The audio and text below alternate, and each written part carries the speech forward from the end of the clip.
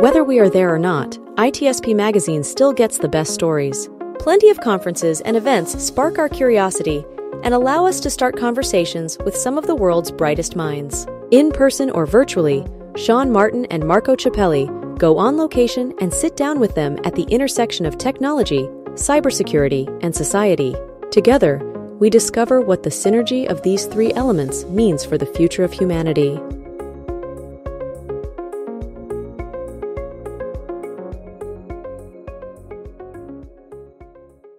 All right, welcome to an episode of On Location with Sean Martin, which is not here, and Marco Ciappelli, which is me. We had a little bit of a technical difficulty, and I know that Sean was looking forward to this conversation as he was with us last year, because I gotta say it's that time of the year, and I'm not talking about the holiday, although we're close to that. It is the time of the year that we're getting close to CES in Las Vegas. It's been happening for decades at this point, as we discussed also last year. And Sean and I have been covering the event for a few years now.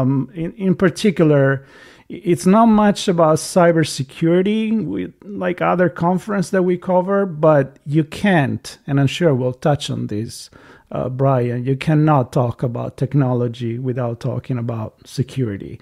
And we were kind of having that conversation right before we started recording. So here we go. Brian Komisky. We got it. Did it good? Okay, cool. And you are a big player for CES in deciding what the conversation, the themes are going to be as the Senior Director of Innovation and Trends and resident futurist at the Consumer Technology Association. So that's a big responsibility, and it's a big honor and pleasure for me to have you on the show to talk about the upcoming event. So welcome. Yeah. Thank you so much. I'm so happy to be back. I loved our conversation last year, and yeah, you're right. It is an honor to be able to think about the show in such a unique way and thinking about how these trends will shape up, not just from the companies coming there, the attendees speaking on stage, but how they impact the rest of the year. I think that's why the timing in January is so great. It sets the tone for the rest of the year in terms of the technology trends. So yeah, honored to be here, honored to be a part of this industry, and yeah, this will be a fun conversation. And you know what? It's getting more and more fun and more mind-blowing every year. I mean, every conference that I cover, either is just cybersecurity or something related to a more specific aspect of technology. It may be, smart cities, it may be health tech or whatever it is. It's kind of like, wow, that's great. And then I'm like, oh, wow, that's scary. At the same time, right? So, and you have to look at every angle pretty much. That's what CES is. There's not just one focus, it's everything. So how do you handle that? Yeah, I think it is a massive tent, to your point, where we bring in mobility, smart cities, or smart communities, rather, artificial intelligence, digital health, all these different technology categories, and really reflecting that truly any company can be a technology company, because we're in a stage in enterprise and in consumer interactions where technology underpins our daily lives in whatever facet we're interacting with. So it's great that CES is a platform to showcase all those innovations across the board. At the same time, I actually think our theme this year for the show with Dive In is a really accurate portrayal of how this works, where it might be a big tent, there might be all these different technologies there, but the point of the show, whether it's going to the exhibit or getting business done, which is what a lot of our attendees are doing, where executives are meeting, making deals, or media experiencing these technologies firsthand and seeing, authentic innovation in person. That's the trade show proposition right there. It's about diving in even further. So it's not like it's surface level, all these different technologies. It's, you can dive deep into, well, okay, AI is a lofty term in space, but there's AI for consumers, enterprises, for different applications, whether that's digital health or consumer electronics. That's the real crux of the show at the end of the day. And that's what's so much fun to be a part of. Yeah, and I think you pinpoint something that I always think about when I talk about CES, because it is in the name. It's consumer. A lot of the events that I cover about cybersecurity and technology is B2B. So it's something where you talk about company talking to other, and sometimes I feel like they tend to forget the human aspect and the society aspect, and now we interact with technology. I know there is a reminder nowadays way more than before. It's not just it's technology. No, now it's ethics, it's philosophy, it's humanity, it's society, and all of that. And but for you guys, it's that it's you kind of need to translate that to the users in a way. Yeah, it's human-centric innovation, and I'll be clear too. It's we just go by CES now because last year's show we saw 40% or so of our exhibitors had some form of enterprise solution. It really isn't just like, because humans are not just consumers. They can be patients, they can be laborers, they can be a lot of different things at once, and that's the beauty of why it is CES as a platform. And when we talk about dive in, it's, well, then what are the returns on investment from a technology? How does it improve my day-to-day life? How do I co-work, collaborate, coordinate, cooperate, coexist with different technologies on a day-to-day basis? And that's, I think, the story that has really emerged in the last few years. There's that old phrase of digital transformation. I say old for a reason. We've transformed. You and I are recording digitally. We have a physical life where we're sitting, I'm in my apartment, you're in your home, but we're virtually right now interacting and able to communicate on video and audio. And that's just a small segment of what people do now on a day-to-day basis, whether it's, hybrid work, hybrid school, omni-channel commerce, where they're shopping in stores and online. We live very physical and digital existences simultaneously, and that doesn't happen as seamlessly as it does unless you have technologies underpinning that. And that's AI plays a major part of that, but so does cloud computing, so does cybersecurity, of course, and then all the applications that come out of it, like digital health, mobility, even energy applications as well. Yeah, and I love that you mentioned the digital transformation, because as soon as you said dive in, I feel like that's the moment where you say, look, there's no going back. There's no and I thought about digital transformation when we 3-4 years ago we were talking about, are we gonna do this? Are we gonna get wet in the water? Now you're saying, no, dive in, because there's no going back, right? It's digital coexistence is probably the better term for it. It's you live in that field. And digital transformation was a great process. I'd argue it started probably in 2008 with not just the smartphone, but also cloud started taking off, and now, everyone uses the cloud to a degree. From an enterprise, most times they're using multiple cloud solutions. So when you look at the show, you'll certainly see, we have, Microsoft's, Amazon's, and Alphabet's, the hyperscalers will dare talk about data, but then it's about the companies that are, what's the next layer? How do you how does an AI company talk about agents for AI? It's not about apps anymore. It's about the agentic economy. There's a company, Chatbase, that focuses very much on that type of work. And those are the compelling exhibitors, but also stories showcasing to, whether you're attending in person or you're reading about it at home on the show, this is a shift that's already happening. And CS is really, I think, the benchmark every year of saying where we're at in a process of whatever the next era of innovation be it, whether it's coexistence or formally transformation. Yeah, and you can say coexistence, of course, and we understand that, but it's also integration of one with the other, right? We were joking about the beginning, technology and cybersecurity. You can't talk about one without the other. If you do, especially if you talk about technology without cybersecurity, you're really missing the point. You're not going to get the grade A type of device if it comes to health, if it comes to communications or anything, and infrastructure.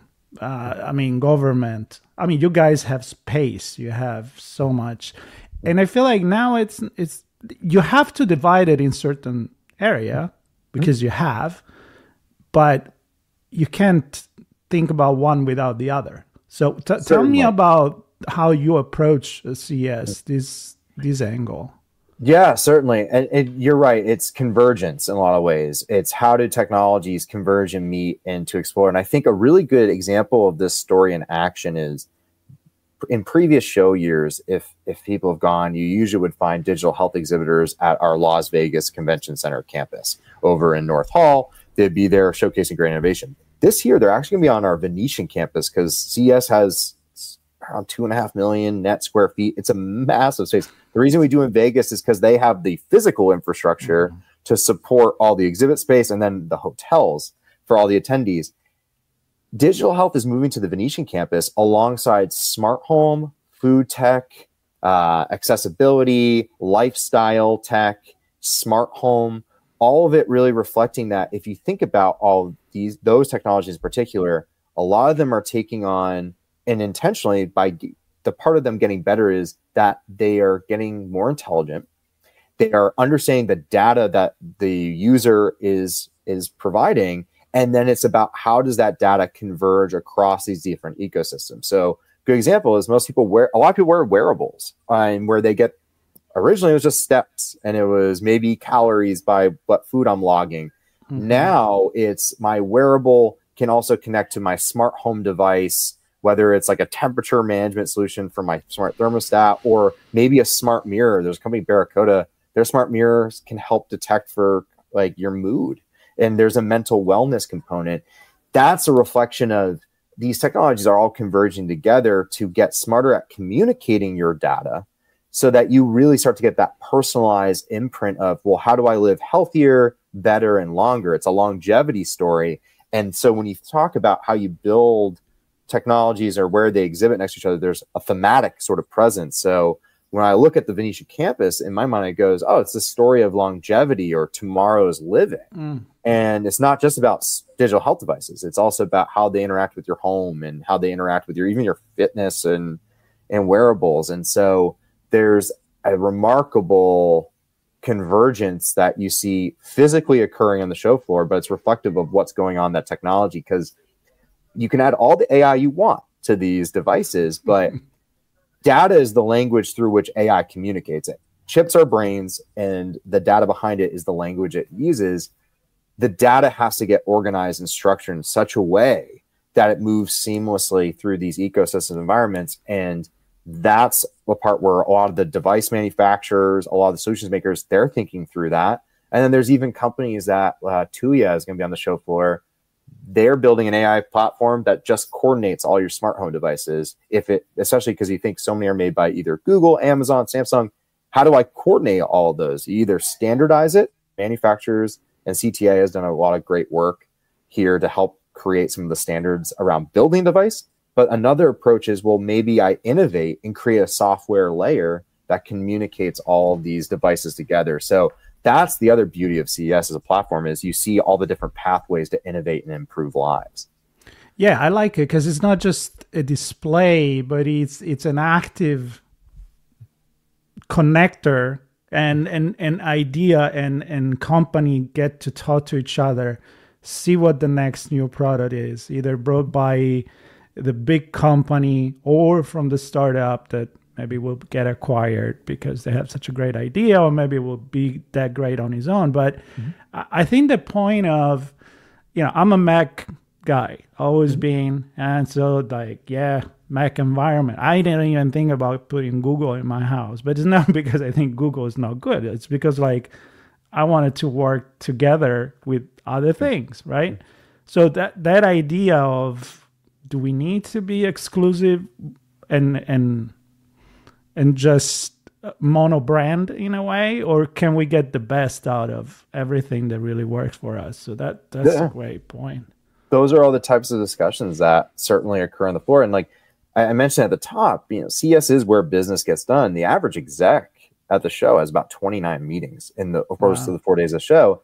And then to your point about the partnerships that brought up to my mind, there's one that I think about a lot is L'Oreal, who was at CES 2024 as a keynote and in the beauty tech space.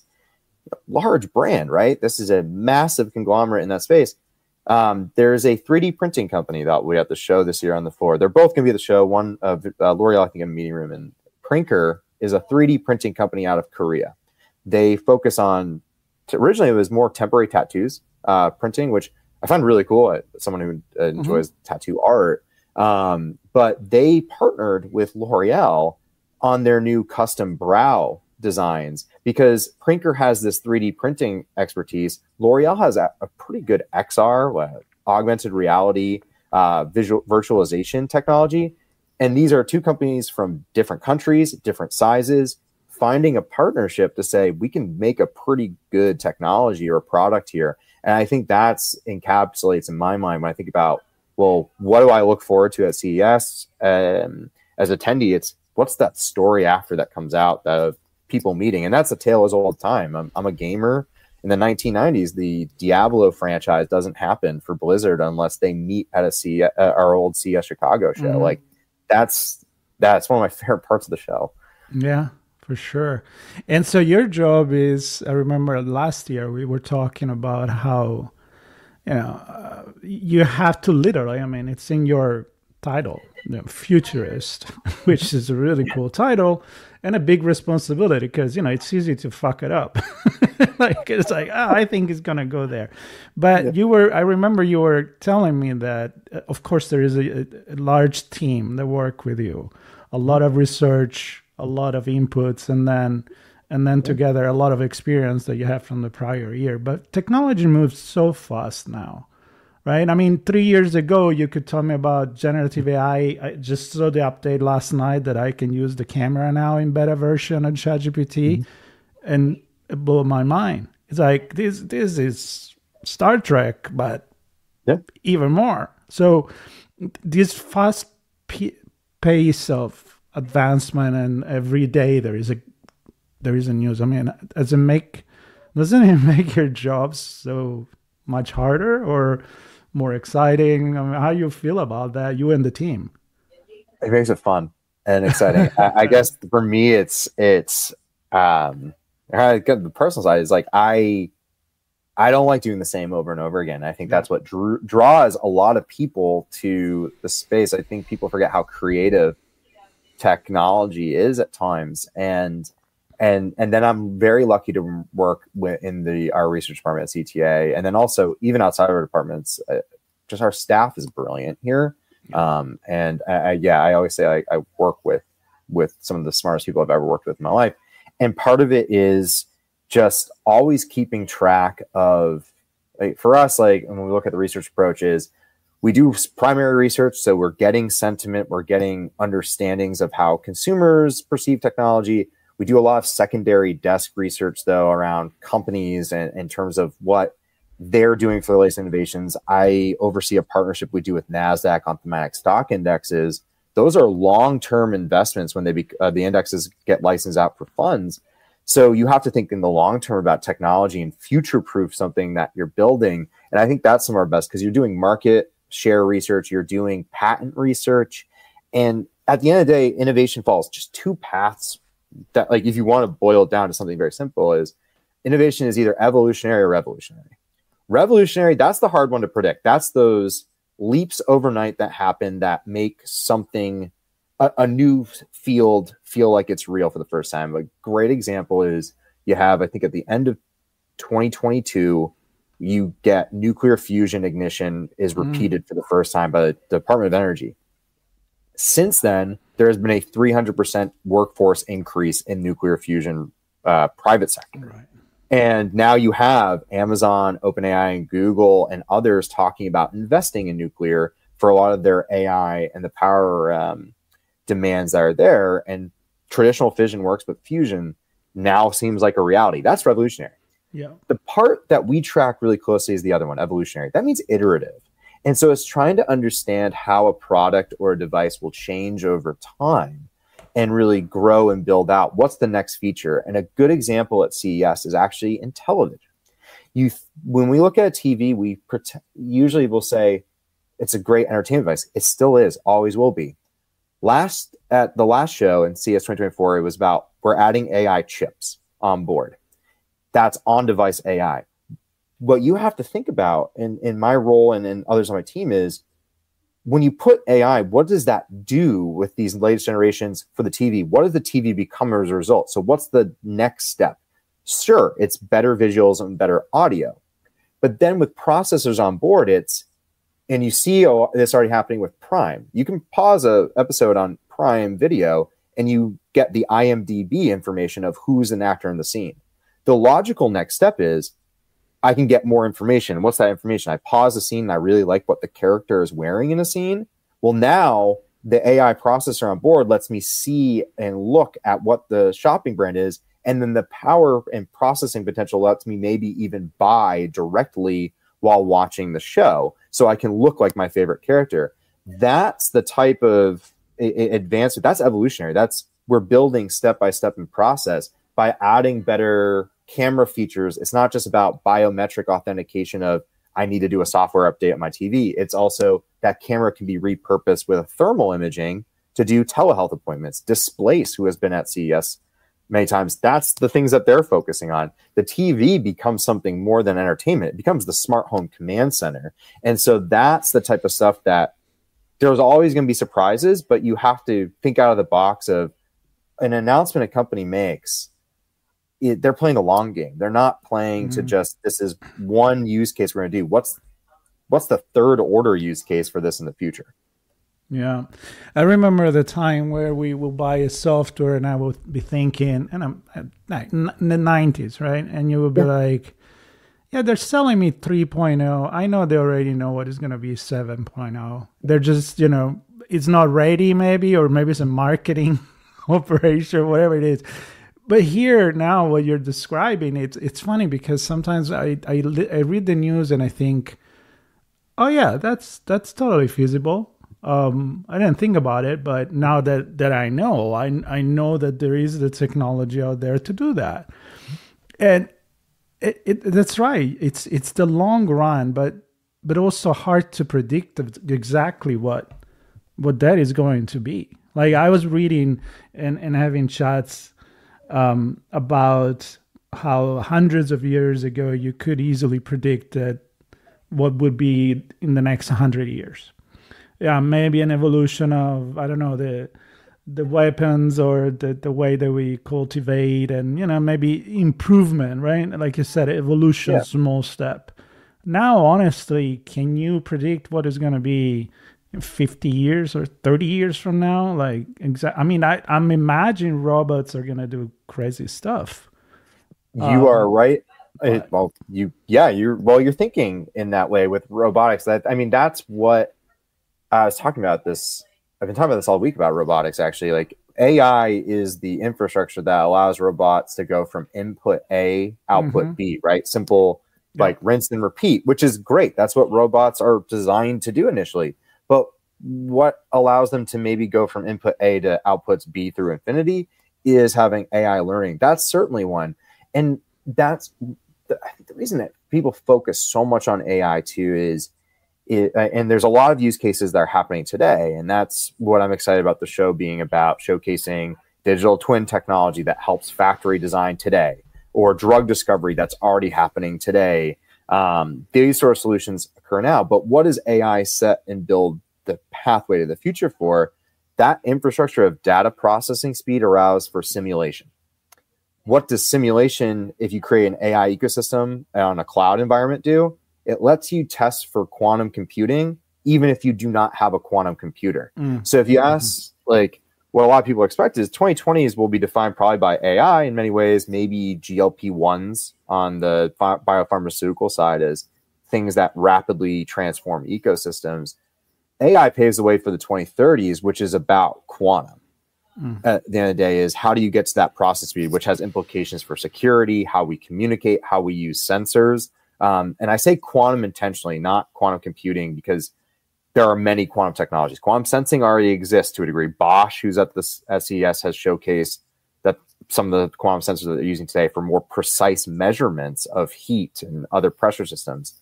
Quantum communications is probably all further away because you need quantum computing to get there. That's about how do you transmit and communicate in quantum entanglement. Post-quantum cryptography, though, the cyber element, there's already NIST standards, and the National Institute of Standards and Technology in the US is already developing standards for it, recognizing that, and I'm thinking this way, countries are thinking this way too from the quantum side. I think it's very clear that that's the next phase. And so you think about it, then that's, again, the second order. You start with AI. What does AI unlock? If you have better processing and discovery capabilities to simulate human creativity as much as possible, right? Because we can only process so much data as humans. There's 2.8 quintillion bytes of data produced every day. That's impossible for humanity to parse through. So you need AI to do it. By getting to that synergy, and you use the buzzword, but synergy there between human and AI, that's how you get to quantum, which then only accelerates it even further. And what's beyond quantum, that's where you get into, I think, where I always looked up the sci-fi writers when I was growing up, because a lot of them ended up thinking like Star Trek. There's a reason people still talk about it. It's they were thinking through what the future looks like. And so I'm trying to think what's beyond quantum. And I think that's nuclear and zero latency being a bigger area. So yeah, that's the fun stuff. You'll open a door, you're in another dimension. Yeah. Like, forget about taking a plane, Wow, this is incredible. I'm very excited. But let's bring it back to the last couple of minutes, and thank you for staying even longer than what we planned. Great conversation. I could talk about this all day. That's how crazy I am, and you're right there with me. The couple of points about what 2025 CES. So I know keynotes wise, you're gonna get NVIDIA CEO. You have a lot of keynotes from many companies of biggest Delta, company. Volvo Group, Panasonic, Sirius XM. Really, really excited to see that whole range, right? It's NASA and space and all of that. Yeah. And how about any new technology from a startup or two that kind of make you think like, well, that could be the next trend? Well, I think that's the beauty of, and you're someone who has been to CES, and for those who haven't, we have a whole startup pavilion. It's called Eureka Park. It's in the Venetian campus, and it's hundreds of companies that are there showcasing innovation from pretty much any technology trend that you can expect. A lot of it, too, is countries bringing pavilions of companies that come from their designation. And so I think you'll see a wide range in some of the areas that I'll give a few examples of some of them that I think are really fascinating to me, mostly because it represents how wide ranging the startup world is. And it's will bring us kind of a story circle that we were talking about. The show has all these technologies there. We will, I know, see there's companies that are developing. You have an energy tile. It looks like home tiling for your wall. Mm-hmm. It's actually a vanadium ion battery. It's a company called Standard Energy, and it's a novel way for energy storage to really make your home be able to take on a lot more of that sort of off-grid technology style. If you want to talk about a different trend, it's not just about improving grids for power and making sure that we can power AI and data centers responsibly and effectively, but how can you make your home more resilient? Well, off-grid technologies like that start to help. That's one. Synergetics is another company that their whole thing is doing corrosion detection. While that sounds very niche in particular, it's preventative. It uses AI for predictive because what it does is prevent corrosion in pipes in power plants. And that's, again, a grid resiliency story, but also a preventative maintenance story. That's one.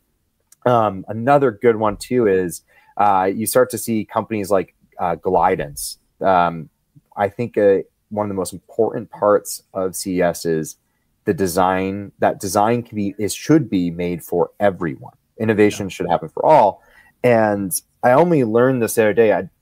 Glidance is a company that builds autonomous guide robots for low vision or blind individuals. I did not know this until a few days ago. Not everyone qualifies for a guide dog. And so what happens for folks who are trying to get around that might not qualify for one?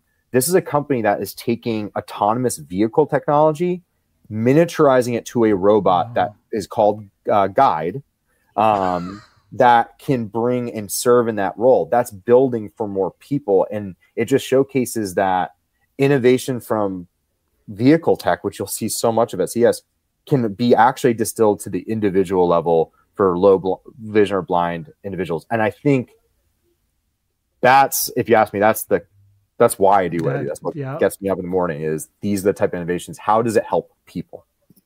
And that's exactly the example when you said that in my mind went like, damn it, I never thought about that. But it's now that you said it, it's so clear that you can take that technology, put it together for a specific goal, and all of a sudden you may resolve an incredible problem and help so many people in their disability and mobility and living their life. So I just want to end with this, that CES is not just a place where you can kind of see the future, but it's also where you have many brain thinking together and say, if I take that, and that, I go to the next level that maybe I didn't think about this morning when I woke up. But you can do it. And synergy is the word. It is. It brings people together, and it brings ideas and innovation together. The convergence. So that's why it's dive in. You'll learn more than you'll learn so much more than you even expect to. And that's why I love the show. I love learning new things, and I don't think there's a better place than in person at CES. And with that, we're going to close this conversation, leave it open to many more, even in between. I mean, you're always welcome to stop by in my show, Redefining Society and Technology, if it's not about the event. I mean, I just love talking to you and kind of think about what is possible. And I keep thinking CES, it's exactly that as well. So 7th to the 10th of January, Las Vegas. No other place probably could host that, I guess, not now. And I'm looking forward, maybe we'll do a recap once you recover from CES and all that it takes to put it together. Oh, that sounds great. Thank you so much for having me on again, Marco. It's always a pleasure. Brian, a pleasure. Cheers. And for everybody, stay tuned. There'll be more conversation on location with Sean and me, Marco. And next time, probably Sean will join us as well. So, Brian, thank you so much. Everybody subscribe, stay tuned, and we'll be back with more stories from other events around the world. Take care.